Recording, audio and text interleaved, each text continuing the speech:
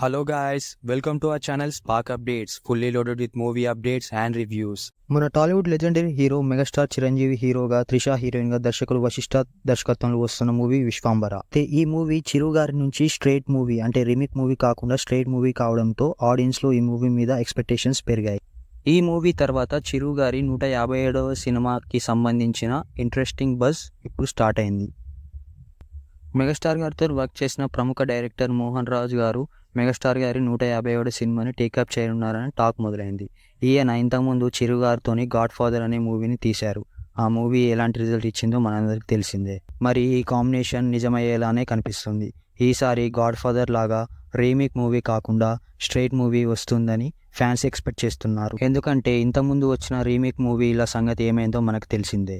మరి ఈ interesting combination నుంచి ఎలాంటి మూవీ వస్తుందో మనం వెయిట్ చేయాలి.